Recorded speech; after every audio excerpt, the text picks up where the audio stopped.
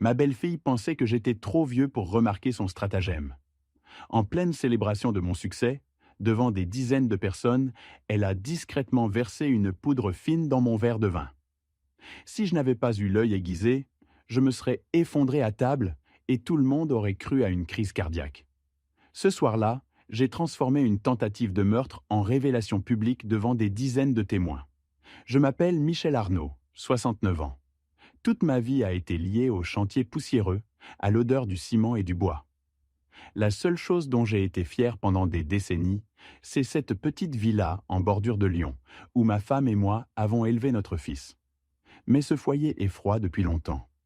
Mon fils Nathan et sa femme Clarisse n'ont gardé pratiquement aucun contact avec moi pendant des années. Lors de mon hospitalisation, le moniteur cardiaque bipait, mon téléphone à côté de moi. J'ai appelé Nathan 3 fois pour ne recevoir qu'un SMS. Occupé en réunion, papa. À Noël, j'avais préparé un poulet rôti, du vin, accroché une couronne à la porte. Je les ai appelés pour les inviter. Nathan était occupé par son travail. Clarisse avait un déplacement professionnel.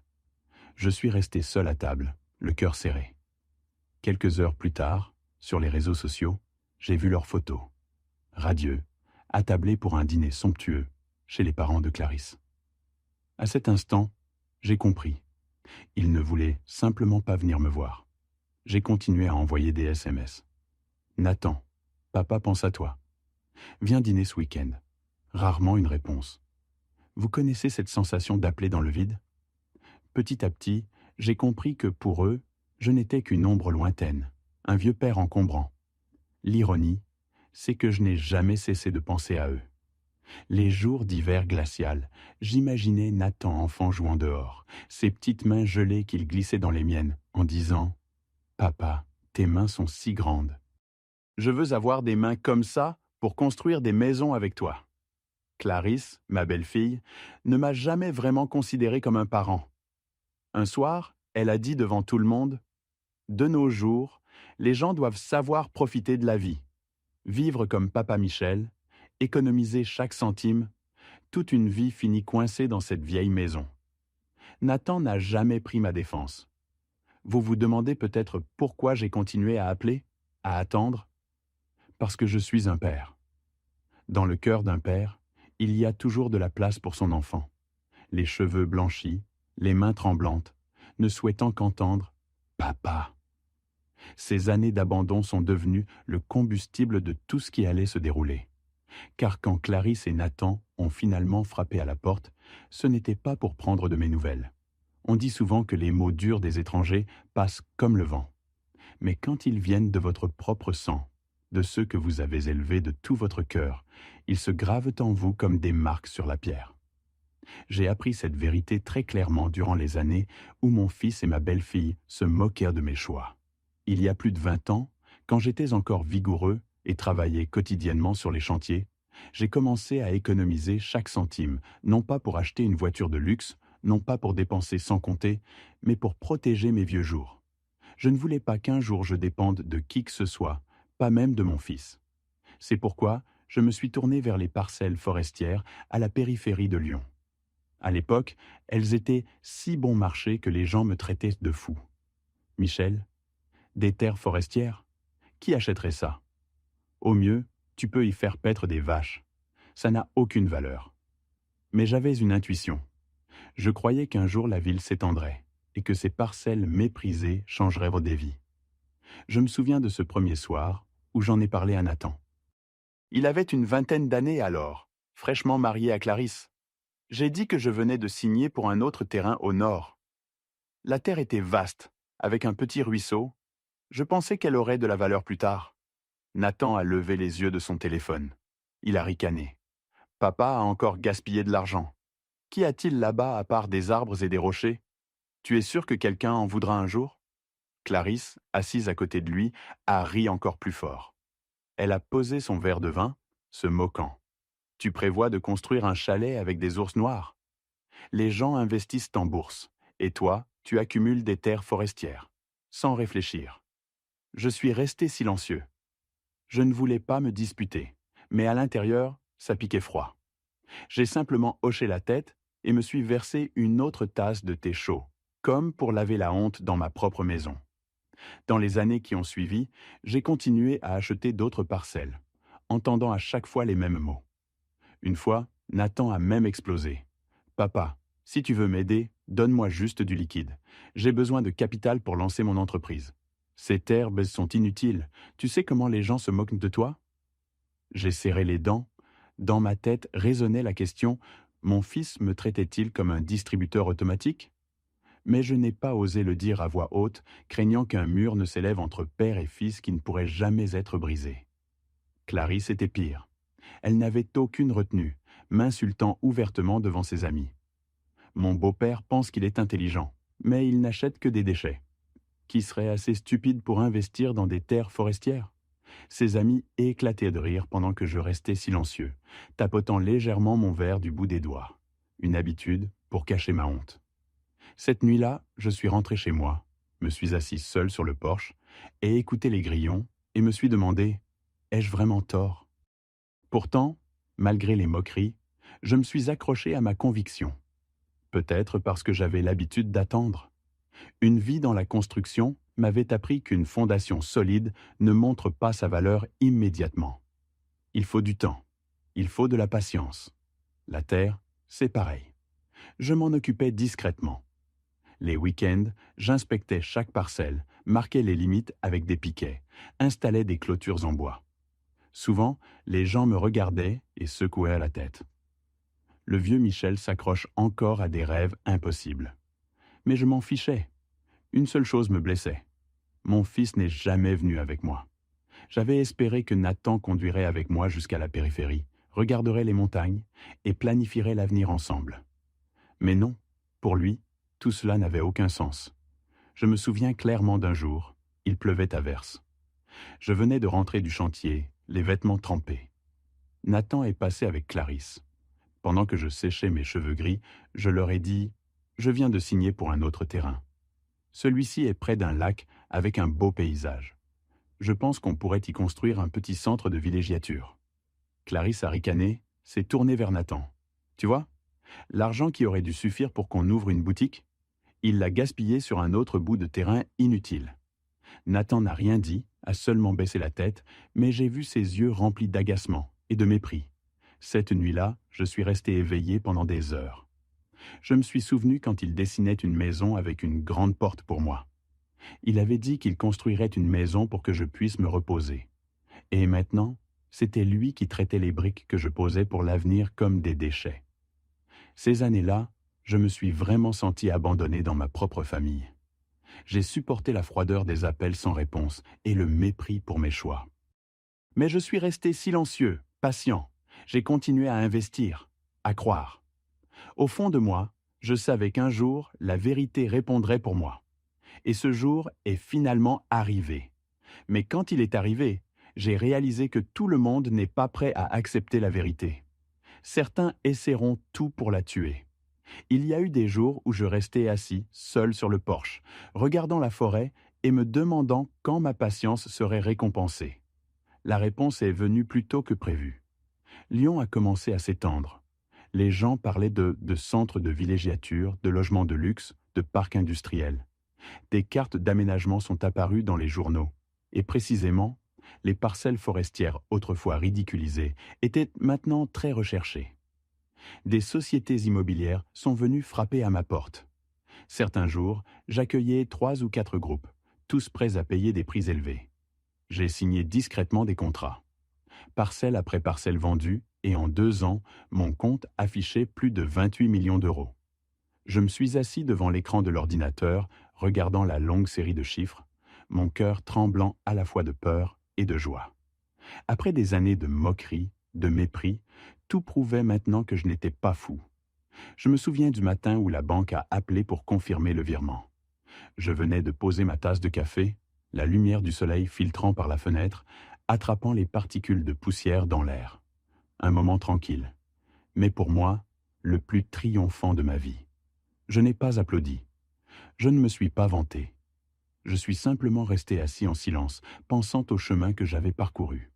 d'un vieux travailleur économisant chaque centime, moqué par son fils, méprisé par sa belle-fille. À cet instant, j'avais gagné. Les voisins ont entendu la nouvelle. Ils m'ont tapé sur l'épaule, ont loué ma patience, loué ma vision. J'ai souri, mais à l'intérieur, je me sentais vide. Parce que toutes ces années, j'avais appris à vivre comme si je n'avais pas de fils. J'étais habitué à une cuisine avec un seul couvert, habitué à une table à manger avec des chaises vides, habitué aux fêtes passées dans le silence. J'avais presque cessé de penser à Nathan, cessé d'attendre un appel, cessé d'espérer un mot gentil. Et donc, quand le téléphone a sonné un jour affichant le nom de mon fils, mon cœur a vraiment tremblé. Moitié joie, moitié peur et confusion. J'ai décroché et la voix de Nathan, chaleureuse d'une manière que je n'avais pas entendue depuis des années, a dit « Papa, ça fait si longtemps que je ne t'ai pas rendu visite. J'ai entendu parler de ton succès avec la vente des terres. Je suis tellement heureux pour toi. » J'ai hoché la tête, même s'il ne pouvait pas me voir. « Merci, mon fils. Je vais bien. » Clarisse a enchaîné, douce comme du miel. « Nous sommes vraiment fiers de toi. Tout le monde n'a pas une vision comme la tienne. Des mots qui m'auraient autrefois rendu heureux me transperçaient maintenant comme des épines. » Puis Nathan a baissé la voix, chaque mot soigneusement mesuré. « Papa, je suis en fait en difficulté. Mon entreprise a échoué et les dettes se sont accumulées. Je ne voulais pas te le dire, mais beaucoup de nuits je ne pouvais pas dormir, pensant à mon enfance. Je me souvenais quand tu me portais sur tes épaules à la foire. Je me souvenais du hamburger chaud que tu achetais les jours froids. Tu as toujours dit que tu serais là pour moi. Maintenant, j'espère juste que tu peux m'aider une dernière fois. 5 millions d'euros. Pour toi maintenant ce n'est rien, mais pour moi, c'est ma vie. » Clarisse a rapidement ajouté, le miel coulant. « C'est vrai, papa. 5 millions nous donneront une chance de recommencer, payer les dettes, reconstruire notre avenir. Tu ne veux pas que ton fils souffre éternellement, n'est-ce pas ?» Je suis resté assis là, entendant chaque mot, le cœur douloureux. Si Nathan m'aimait vraiment, s'il se souvenait encore de cette vieille étreinte, s'il gardait une trace de sang, cet argent, ou même plus, je le donnerais sans hésitation. Mais je savais que s'il m'aimait, il ne m'aurait pas abandonné toutes ces années. Tout ce qu'il disait n'était qu'une performance. Il avait besoin d'argent, pas d'un père. J'ai soupiré. Cet argent est le fruit de ma sueur. Si tu as besoin d'aide, je trouverai un moyen raisonnable. Mais pas comme tu le dis. Nathan a supplié. « Papa, je suis désespéré. 5 millions, c'est mon avenir. Pense à moi comme avant. » Mon cœur s'est glacé. Je ne parlais plus au garçon qui dessinait une maison pour moi, mais à un homme qui voyait son père comme un portefeuille ambulant. J'ai raccroché, les mains tremblantes. Une semaine plus tard, Nathan et Clarisse sont apparus à ma porte. Nathan en costume froissé, visage émacié. Clarisse en robe noire élégante, un sourire calculateur aux lèvres. Ils ont posé une bouteille de vin sur la table. « Papa, je ne suis pas digne de ta confiance, mais je suis dans une impasse, » a bégayé Nathan. « La dette me colle à la peau. Nous n'avons pas d'autre moyen. » Clarisse a enchaîné. « Papa Michel, 5 millions pour toi ne sont pas un grand sacrifice, mais pour nous c'est une bouée de sauvetage. » J'ai versé le thé calmement. Chaque mot ne me rappelait que les années d'abandon. J'ai regardé Nathan droit dans les yeux. « Te souviens-tu de la dernière fois où tu es venu me voir de ton propre chef ?» Il a hésité. Clarisse a serré sa main. « Papa, j'avais tort. Mais si tu m'aides, nous serons comme avant. Je viendrai chaque semaine. Nous serons à nouveau une famille. » J'ai reposé ma tasse. Une famille ne peut pas s'acheter avec 5 millions d'euros. Clarisse s'est penchée. « Si tu n'aides pas, Nathan pourrait tout perdre. Tu ne supporterais pas de voir ton fils tomber dans l'abîme ?» Je savais clairement, il n'était pas revenu pour les liens familiaux, mais pour l'argent. Par la fenêtre, la lumière s'est estompée. Je me suis redressé et j'ai secoué la tête. Si je m'adoucissais, je serais à jamais un portefeuille ambulant à leurs yeux. Après cette rencontre, j'ai compris que le gouffre entre nous ne pouvait être comblé. Mais je me suis dit, je ne laisserai pas cette douleur dévorer le reste de ma vie. Maintenant que le succès était arrivé, je méritais de célébrer. J'ai décidé d'organiser une grande fête pour marquer la fermeture d'un chapitre. Je voulais mes vrais amis à mes côtés. J'ai appelé Suzanne, l'organisatrice d'événements. Je veux que tout soit parfait. Un espace chaleureux, élégant, mais pas ostentatoire. J'ai établi la liste des invités. Jacques et Marthe Dupont, François Moreau, Dr Sarah Leblanc, Les Fontaines. Chaque nom réchauffait mon cœur. C'étaient ceux qui m'appréciaient pour l'amitié, pas pour l'argent. J'ai décidé de ne pas inviter Nathan et Clarisse. S'ils voulaient venir, ils trouveraient un moyen. J'ai choisi des vins chez Vincent, du Moët and Chandon et des Bordeaux. Des fleurs chez le fleuriste, roses blanches, lisses, orchidées que ma femme aimait. Le matin avant la fête, je me suis réveillé tôt. La lumière dorée couvrait le jardin. J'ai étalé la liste. Plus de 40 personnes confirmées. J'ai imaginé le soir, lanterne, jazz, amis levant leurs verres. Cette fête sera le plus beau moment de ma vie. Le matin de la fête, je me suis réveillé d'humeur lumineuse. J'ai mis mon costume bleu marine, lissé mes cheveux argentés. Aujourd'hui, je n'étais plus le vieil homme solitaire, mais l'hôte d'une grande fête. À midi, le personnel de restauration est arrivé. Ils ont suspendu des lanternes, posé des nappes blanches, placé des vases de fleurs. Du jazz doux se mêlait au chant des oiseaux. Quand le soleil s'est couché, ma villa s'est transformée en espace scintillant. À 19h, la première voiture s'est arrêtée. Jacques et Marthe Dupont sont sortis, souriants. « Michel, tu l'as fait ?» Marthe m'a tendu des biscuits faits maison. Les invités sont arrivés un par un. François Moreau, le docteur Leblanc, Les Fontaines. La maison bourdonnait de rires et de bavardages. Puis des phares ont balayé la cour. Une berline noire s'est arrêtée. Nathan est sorti en costume gris clair, forçant un sourire. Clarisse a suivi en robe noire ajustée. Derrière eux, un couple âgé en tenue élégante. « Papa, nous ne pouvions pas manquer ce jour. Voici les parents de Clarisse, les Blanchard. » Albert Blanchard a offert sa main. « C'est un honneur d'être ici. » Lorraine a souri. « Nous admirons votre courage. » J'ai hoché la tête, cachant mon tumulte intérieur, et les ai fait entrer. Nathan et Clarisse se sont rapidement intégrés. Nathan racontait des histoires. Mon père m'a appris que la persévérance vaut plus que l'or. Les invités hochèrent la tête, admiratifs. Clarisse louait tout. Je suis chanceuse d'être une belle-fille dans une famille avec de telles traditions. Papa Michel, votre patience nous inspire. Les invités chuchotaient « Quelle belle fille attentionnée !» Je souriais, mais le sourire n'atteignait jamais mon cœur.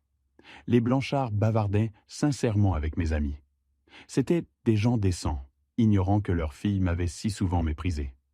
De loin, Nathan a levé un toast. Que tout le monde lève son verre pour l'homme qui a transformé la roche en or. Je suis fier de l'appeler père. Applaudissements. Clarisse a touché son verre au mien, à la famille, à un nouveau départ. Les gens applaudissaient, émus, croyant à la réconciliation. J'ai pris une gorgée, gardant mon sourire, mais me refroidissant à l'intérieur. Je savais que ces mots doux n'étaient pas pour moi, mais pour les oreilles autour de nous, pour peindre une image de réunion parfaite. Moi seul savais que sous cette couche de miel se cachaient les années d'abandon. Cette couche fondrait bientôt, et ce qui resterait serait amer. La fête battait son plein. Jazz doux, rire et tintement de verre résonnaient dans le jardin. Jacques a levé son verre. « Michel, tu es la preuve que la patience est récompensée. » Nathan se tenait à côté de moi, rayonnant. Clarisse glissait partout, souriante. Aux yeux de tous, elle était la belle fille parfaite, mais j'ai remarqué qu'elle gardait un œil sur le bar. Soudain, elle s'est dirigée vers la table où mon verre était posé. Je l'ai vue soulever une serviette, se pencher rapidement. Un petit paquet, une fine poudre pâle tombant dans mon verre. Elle a remué doucement avec une cuillère, puis s'est retournée, radieuse. « Papa, tout le monde est là. Lève ton verre et dis quelques mots. » Je me suis approché, la main tremblant légèrement. Le verre semblait inhabituellement froid. Clarisse me surveillait, ses yeux verrouillés sur mes mouvements. Une seule gorgée et tout serait fini. J'ai gardé mon sourire, puis j'ai feint un changement de main, posant le verre empoisonné et en prenant un autre. Un mouvement rapide comme un souffle. Personne ne l'a remarqué. J'ai levé le verre propre. Tout le monde a levé le sien. La joie a enflé. Puis Albert Blanchard, le père de Clarisse, a pris le verre que je venais de poser. Laissez-moi être le premier à porter un toast à Michel. Je me suis glacé. Mon cœur martelait. Je me suis rapidement approché. Albert, je gardais ce verre pour la finale. Laissez-moi vous en prendre un autre. La foule a ri. Albert a reposé le verre et en a pris un autre. J'ai souri sereinement. Clarisse me regardait, certaine que je venais de boire le poison. J'ai siroté légèrement mon verre, laissant une trace sur mes lèvres. Clarisse rayonnait, croyant que je m'effondrerais bientôt. Mais en moi s'éveillait la force d'un homme qui n'était plus une proie. J'avais besoin que Clarisse soit certaine de son succès. Puis, quand sa pièce atteindrait son apogée, je la terminerais avec la vérité. Quand le rire s'est adouci, j'ai tapé ma cuillère contre le verre. Tous les regards se sont tournés vers moi. Mes amis, ce soir, nous portons un toast à la joie. Mais je dois dire une vérité. Tout le monde ici n'est pas venu célébrer. L'air s'est tendu. Clarisse a figé, ses yeux tremblants. Ce verre contient du poison. J'ai vu Clarisse verser de la poudre dedans. Si je n'avais pas agi, Albert l'aurait bu.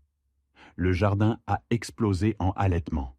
Clarisse est devenue pâle, puis a éclaté en larmes. Non, vous vous trompez. Je me suis avancé. Laissez-moi garder ce verre comme preuve. Soudain, Clarisse s'est élancée.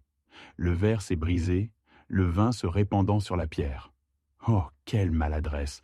Elle sanglotait. Pourquoi mon beau-père me déteste-t-il autant? Nathan a sauté devant elle. Papa, tu es allé trop loin.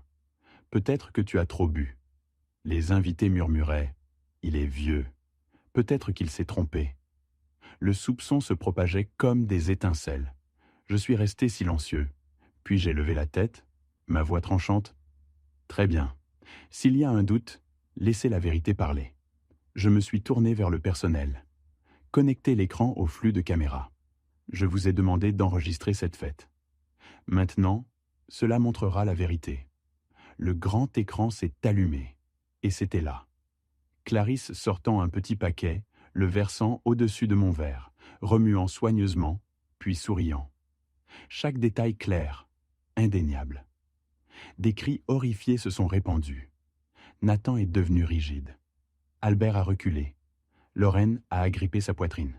Clarisse, le visage blanc comme de la craie, son masque brisé. La preuve est juste ici, et tous l'ont vu. Le silence. Le vent nocturne soupirait à travers les arbres. Clarisse est restée figée, dépouillée de son masque. Nathan s'est tourné vers elle. Clarisse, pourquoi? Elle a bégayé puis a crié « C'était pour l'argent. Il a tout et nous n'avons rien. Tu penses que je veux vivre dans la dette ?» Sa confession a déchiré le silence. Albert est devenu rouge. Lorraine sanglotait. « Mon enfant, comment as-tu pu ?» Nathan s'est effondré dans une chaise, les mains sur la tête. Je me suis avancé. Si vous considérez la vie humaine comme ne valant pas plus que quelques chèques, vous avez mis fin vous-même à votre place dans cette famille. Clarisse a attrapé son sac et s'est enfuie, les talons claquants. Nathan a trébuché après elle, silencieux, s'évanouissant dans la nuit. Albert et Lorraine se tenaient, stupéfaits. Enfin, Albert s'est avancé. « Michel, je n'ai que des excuses. Ma fille est allée trop loin. Mais vous m'avez sauvé. » Lorraine a posé sa main sur la mienne. « Vous n'avez pas perdu une famille. Vous nous avez gagnés. » Ma poitrine enflait d'amertume et de chaleur. Les amis sont venus un par un, posant des mains sur mon épaule. Ils avaient vu la vérité révélée. La justice exposée devant tous. Cette nuit-là, les invités partis, je me suis tenu seul dans le jardin, regardant les éclats de verre scintillants. J'avais perdu une partie de ma famille, mais découvert qui comptait vraiment, ceux qui ne m'avaient pas abandonné. Albert et Lorraine sont restés plus longtemps, m'aidant à débarrasser, puis sont partis avec une étreinte serrée comme un vœu. Quand la porte s'est fermée, je me suis versé un nouveau verre de vin et j'ai siroté lentement. Cette fois, le vin était vraiment doux, car il ne portait plus le goût de la trahison, seulement la saveur de la liberté.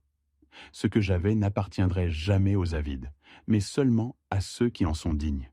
La justice ne vient pas toujours des tribunaux. Parfois, elle arrive au moment où la vérité est exposée devant chaque œil. Merci d'avoir écouté mon histoire. Si elle t'a touché, laisse un like, écris en commentaire ce qui t'a le plus parlé et abonne-toi à la chaîne. Beaucoup d'autres histoires arrivent. Ce n'est pas la fin de la mienne, c'est seulement le début de quelque chose de meilleur.